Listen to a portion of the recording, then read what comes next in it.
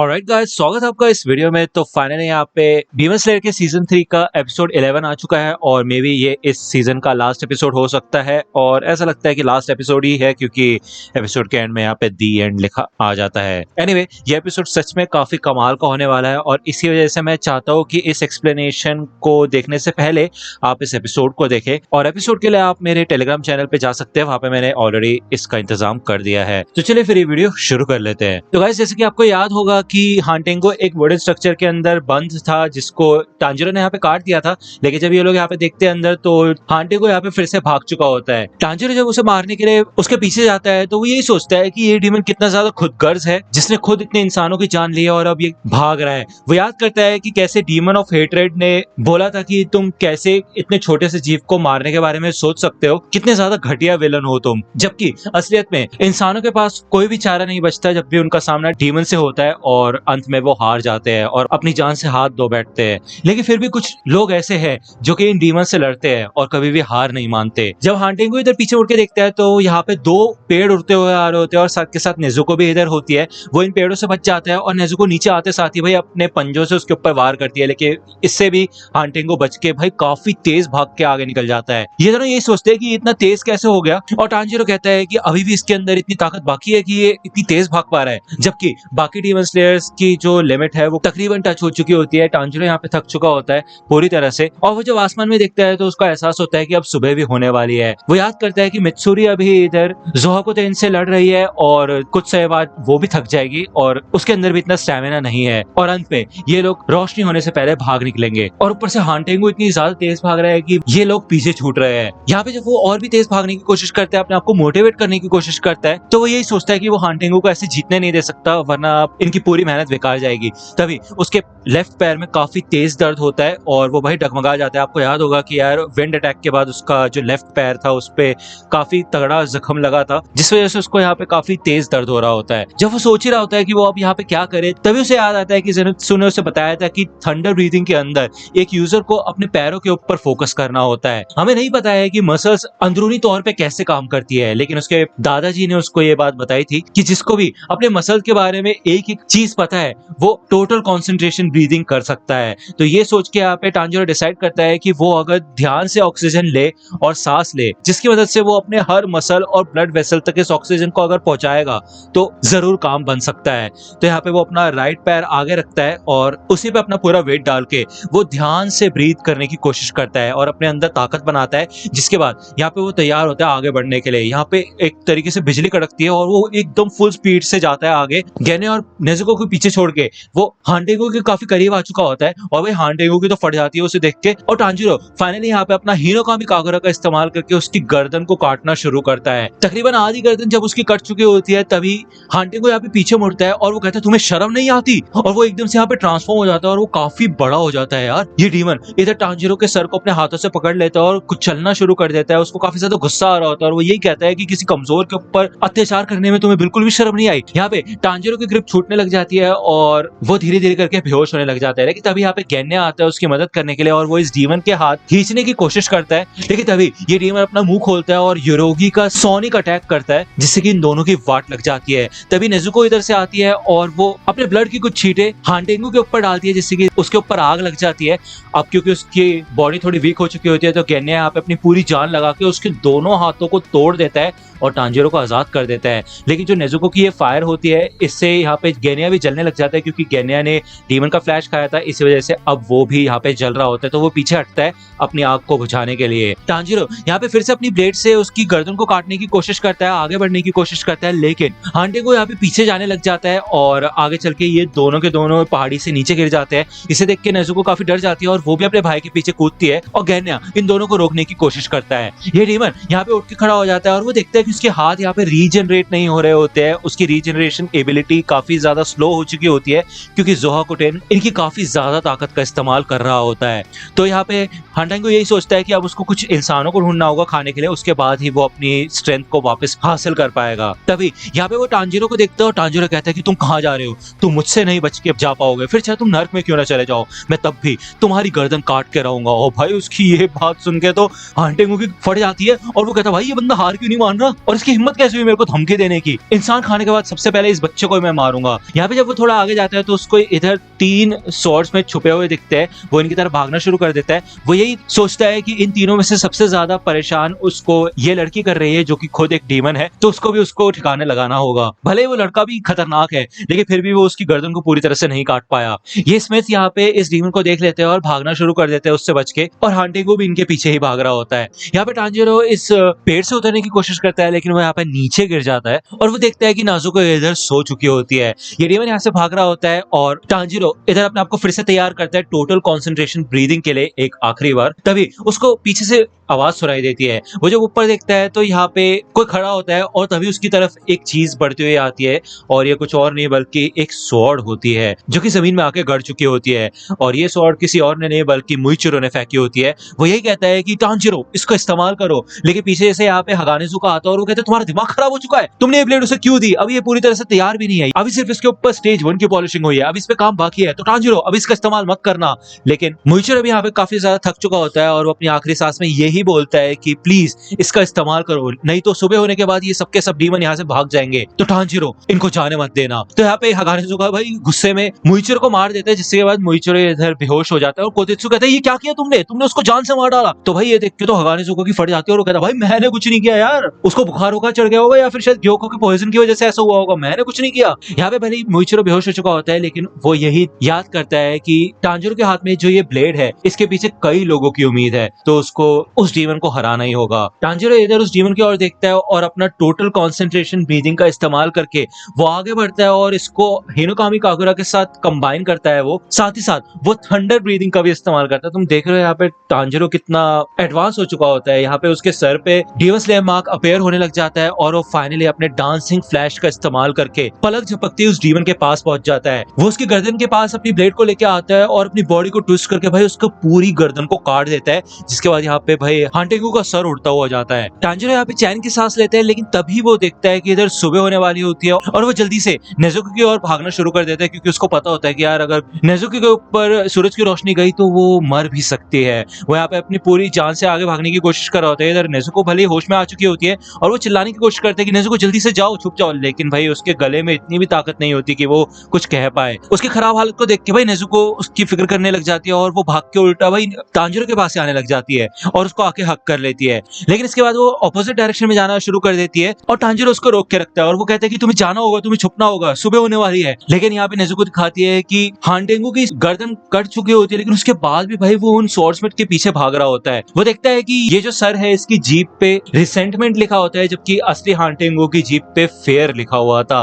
तो वो समझ जाता है कि ये उसकी कोई मेन बॉडी नहीं है, मेन बॉडी में भी छुपी हुई है और उसको उसे रोकना होगा और खत्म करना होगा। लेकिन तभी यहाँ पे भाई सूरज की पहली किरण इधर आ जाती है, जिसके बाद यहाँ पे नेजुको भाई बहुत बुरी तरह से जलने लग जाती है, उसकी बॉडी में से यहाँ पे काफी स्टीम निकलती है।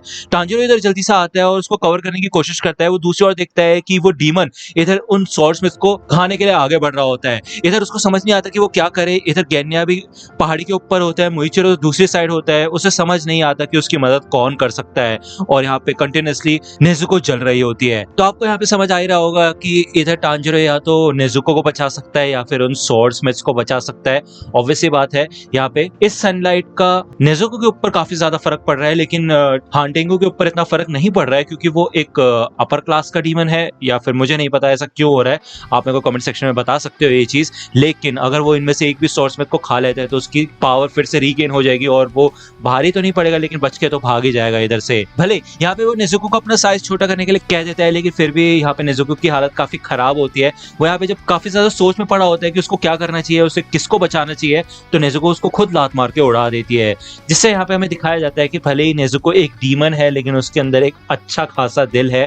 वो भी यहाँ पे चाहती है कि उस डीमन को हराया जाए और उन लोगों को बचाया जाए। यहाँ पे नेजुको अपना मुट्ठी बंद करती है, जिससे कि हमें बताया जाता है कि वो टांजिरो को कह रही है कि हार मत मानना। तो टांजिरो यहाँ पे अपने पहले के सारे पल याद करता है, नेजुको को शुरुआत से जैसे उसने संभाला है और उसके साथ जो भी उसने पल बिताया है वो उन सबको याद करता है। ये सीन सच में काफी ज्यादा अच्छा है, इस वजह से मैं चाहता बताता था कि आप पूरी एनिमे देखें और उसके लिए आप टेलीग्राम चैनल ज्वाइन कर लेना, ठीक है।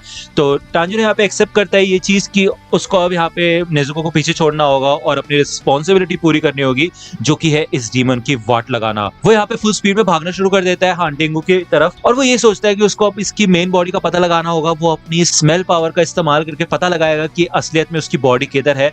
तो वो जब कॉन्सेंट्रेट करता है तो उसको पता चलता है कि इस बॉडी के अंदर जो दिल है उसके अंदर हांटेंगू की रियल बॉडी है। यहाँ पे फाइनली टांजिरो आगे बढ़ता है और इस डीमन को भाई बीच में से काट देता है और छूटते साथ उसके दिल के ऊपर भी अटैक करता है। यहाँ पे अभी भी हांटेंगू नहीं मरा होता है, उसकी बॉडी अभी बिल्कुल सही सलामत होती है। लेकिन उसके बाद फाइनली यहाँ पे टांजिरो अपने ब्लेड से हांटेंगू की गर्दन पे अटैक करता है। तो यहाँ पे हांटेंगू अपने पहले का समय याद करता है जब वो शायद इंसान हुआ करता था। उसकी मेमोरीज यहाँ पे उसको दिखाई जाती है कि एक इंसान उसे कह रहा होता है कि तुम इतना गलत कैसे कर सकते हो, तुम अंधे लोगों से कैसे कोई चीज चुरा सकते हो, तुम्हें पता है ना ये काफी गलत है। तो जब यहाँ पे मास्टर को पता चलता है कि हांटेंगू ने चोरी की थी तो उसको उसकी सजा सुनाई जाती है और उसे कहा जाता है कि तुम्हें माफी तो बिल्कुल भी नहीं मिलेगी। तो बेसिकली यहाँ पे उसको मौत की सजा सुनाई जाती है। लेकिन उसी रात यहाँ पे मुजान उससे मिलने के लिए आता है और वो उससे ये कहता है कि कल तुम्हारी गर्दन काट दी जाएगी तो मैं तुम्हें बचा लेता हूँ। जिसके बाद यहाँ पे हांटेंगू डीमन बन जाता है और वो अपने ही मास्टर को मार देता है और ये सारी चीजें हांटेंगू मरने से पहले याद कर रहा होता है। और फाइनली इधर टांजिरो हांटेंगू की रियल बॉडी का रियल गर्दन को काट के उसका सर उड़ा देता है और इससे पहले कि उसका सर जमीन पे टच हो वो सूरज की किरणों की वजह से यहाँ पे जल के राख हो जाता है। तो अब हमें शायद समझ आ रहा है कि हांटेंगू की रियल बॉडी उस क्लोन डीमन के हार्ट में थी, जिस वजह से उसकी रियल बॉडी के ऊपर सनलाइट नहीं पड़ रही थी और इसी वजह से उसकी जो क्लोन बॉडी थी वो इतनी जल्दी इवेपोरेट या फिर मैं कहूँ राख नहीं हो रही थी जल के, ठीक है। तो ये रीजन था। तो यहाँ पे फाइनली यार कांग्रेचुलेशंस, टांजिरो ने अकेले एक अपर रैंक डीमन को हरा दिया होता है।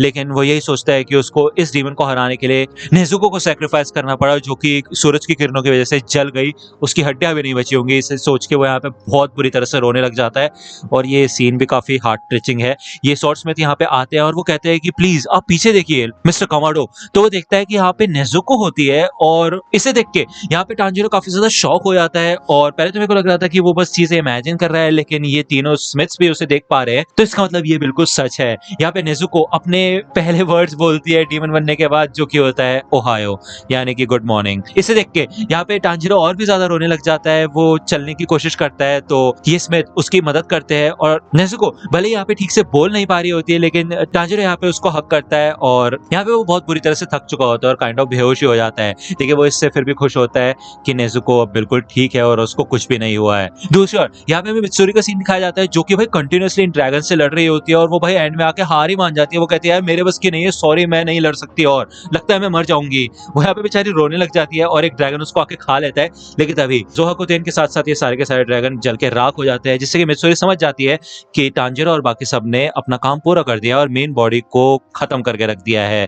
तभी दूसरी ओर यहाँ पे हमें मुजान के घर का सीन दिखाया जाता है और जब ये दो औरतें अंदर आती है तो ये देखते हैं कि पूरा कमरा तहस महस हो चुका होता है और ये दोनों ये कहती है कि तोशिकुनी क्या हुआ, तुमने अपना पूरा कमरा बिखेर क्यों रखा है, ऐसा लगता है कि तुम कोई रिसर्च कर रहे हो और तुम्हें कोई बुक नहीं मिल रही थी, क्या मैं तुम्हारी मदद करूं? लेकिन उससे पहले थोड़ा आराम कर लो और चाय वाय पी लो। लेकिन मुजान यहाँ पे इस बंदी को मार देता है और उसके बाद वो ये कहता है कि हांटेंगू तुमने काफी अच्छा काम किया, आखिरकार कोई ऐसा है जो कि सूरज का सामना कर सकता है। इसका मतलब ये है कि अब हमें ब्लू स्पाइडर लिली की कोई भी जरूरत नहीं है। कितना समय हो चुका है, तकरीबन 1000 साल हो चुके हैं इस बात को। ये चीज कभी भी 12 किजुकी के अंदर नहीं देखी गई। वो चुनिंदा डीमन, अगर मैं उस लड़की को खा के एब्जॉर्ब कर लूंगा तो मैं भी सूरज का सामना कर सकता हूँ। और यहाँ पे ये कहते कहते मुजान अपनी असली फॉर्म में आ जाता है और वो इन दोनों औरतों को यहाँ पे मार चुका होता है। यहाँ पे पहले का सीन दिखाया जाता है और वो याद करता है कि इन सब की शुरुआत कब हुई थी। हमें उसके बचपन का सीन दिखाया जाता है और ये हेयन एरा की बात है। यहाँ पे एक डॉक्टर होता है जो कि मुजान को उसकी मेडिसिन के बारे में बताता है कि तुम्हारी मेडिसिन तैयार हो चुकी है। लेकिन मुजान को इस डॉक्टर के ऊपर बिल्कुल भी भरोसा नहीं होता। उसे लगता है कि एक नंबर का फ्रॉड है क्योंकि उसकी दवाई बिल्कुल भी काम नहीं कर रही होती है। तो मुजान पूछते हैं कि इस दवाई को लेने से होगा क्या, अगर मैं नहीं लूंगा तो क्या होगा। तो वो डॉक्टर ये कहता है कि आपको पता ही है कि अगर आप ये दवाई नहीं लोगे तो आप 20 साल की उम्र से पहले मारे जाओगे, तो मैं तो तुम्हारी मदद कर रहा हूँ ज्यादा लंबे समय तक जिंदा रहने में। मुजान यहाँ पे यही कहता है कि फिर चाहे कुछ भी हो जाए, कितनी भी तरीके की दवाई वो डॉक्टर बना ले, वो बिल्कुल बेकार थी और उसकी जो कंडीशन थी वो दिन पे दिन खराब होती जा रही थी, जिस वजह से एक दिन मुजान ने उस डॉक्टर को मार दिया था। लेकिन एक चमत्कार हुआ, उस दिन के बाद से ये दवाई ठीक से काम करने लगी और मुजान के अंदर काफी खतरनाक एबिलिटीज आने लगी, उसके अंदर काफी खतरनाक ताकतें आने लगी। लेकिन उसके साथ साथ उसको एहसास हुआ कि वो धूप के अंदर नहीं जा सकता। भले उसको इस चीज की कोई कंफर्मेशन नहीं थी, लेकिन उसको अंदर ही अंदर पता था कि अगर वो धूप में जाएगा तो कुछ बुरा ही होगा। जिसके बाद यहाँ पे मुजान के अंदर इंसानी खून और मांस की तलब बढ़ने लगी, जिसके बाद वो इंसानों को खाने लगा और उसकी ताकत और भी ज्यादा बढ़ने लगी। एक बार यहाँ पे कुछ समुराइज आए और उन्होंने ये डिसाइड किया कि वो मुजान को खत्म कर देंगे क्योंकि वो काफी गलत काम कर रहा है। लेकिन मुजान ने यहाँ पे उस दिन इन सभी समुराइज को एक ही बार में खत्म कर दिया था, जिसके बाद हमें बताया जाता है कि यार वो काफी ज्यादा ताकतवर हो गया था। लेकिन उसके बाद एक ही प्रॉब्लम थी कि वो धूप में बाहर नहीं निकल सकता। इस वजह से उसको एक ऐसे शरीर की तलाश थी जो कि धूप का सामना कर पाए, और ऐसा करने के लिए इनको ब्लू स्पाइडर लेने की जरूरत थी, एक ऐसी दवाई जिससे उसका सपना पूरा हो सकता था। लेकिन ये दवाई बनाने का तरीका सिर्फ और सिर्फ उस डॉक्टर को ही पता था जिसको मुजान ने मार दिया। तो यहाँ पे मुजान ने पूरे जापान में ब्लू स्पाइडर लिली को ढूंढा, लेकिन उसको कहीं भी ऐसा पौधा नहीं मिला और ना ही कोई ऐसा इंसान मिला जो कि सनलाइट में जिंदा रह पाए। उसकी दो ही प्रायोरिटीज थी और आखिरकार उसे वो लड़की मिल गई जो कि धूप का सामना कर सकती है। तो यहाँ पे मुजान को पता होता है कि उसको अमर बनने के लिए सिर्फ इसी एक चीज की जरूरत है कि वो धूप में भी बाहर निकल पाए, और इसके बाद उसको कोई भी नहीं रोक सकता, ऑब्वियस सी बात है।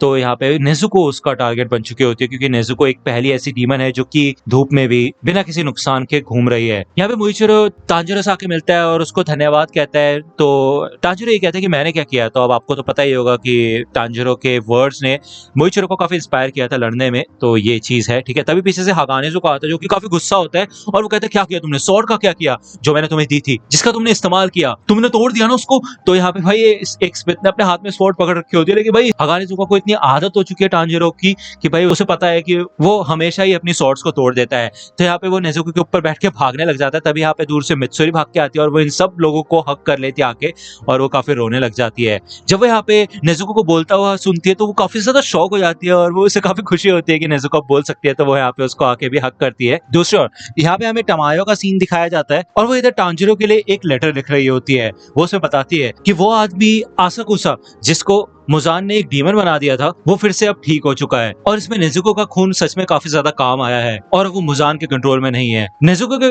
खून में काफी तेजी से बदलाव हो रहे हैं और इतने कम समय में ही उसके खून में काफी चेंजेस हुए हैं। तो यहाँ पे बेसिकली टमायो की एक थ्योरी होती है और वो चाचामारू को बुला के ये लेटर भिजवा देती है तांजिरो की ओर, और वो यही सोचती है कि भले वो इसकी एक थ्योरी है लेकिन आगे आने वाले फ्यूचर में शायद नेजुको सूरज का सामना भी कर पाएगी। और फाइनली ये चीज तो यहाँ पे हो ही चुकी होती है, तो इसमें कोई बड़ी बात नहीं है। दूसरी ओर यहाँ पे हमें स्वॉर्ड्समिथ विलेज का सीन दिखाया जाता है जहाँ पे ये इस तबाही से बची हुई चीजों को निकालने की कोशिश कर रहे होते हैं और अब तांजिरो के यहाँ से जाने का भी समय आ चुका होता है। यहाँ पे टेचन आता है और वो पूछता है कि क्या तुम ठीक हो, और वो शुक्रिया अदा करता है तांजिरो को उसके एफर्ट्स के लिए और उसकी सिस्टर के बारे में भी पूछता है। भले यहाँ पे हागानेजुको अभी भी गुस्सा होता है कि तांजिरो ने उससे बिना पूछे उस ब्लेड का इस्तेमाल किया जबकि वो पूरी भी नहीं हुई थी और उसने काफी गलत किया है, लेकिन उसके बाद भी वो यही कहता है कि मैं इस स्वॉर्ड को प्रिपेयर करके बटरफ्लाई मेंशन में पहुंचा दूंगा, तो चिंता मत करो। तभी यहाँ पे काकुशी आ जाती है फिर से तांजिरो को वापस ले जाने के लिए। अब आपको डील पता ही है, यहाँ पे तांजिरो की आंखें बंद की जाएगी और उसकी नाक पे भी प्लग्स लगाए जाएंगे जिससे कि उसको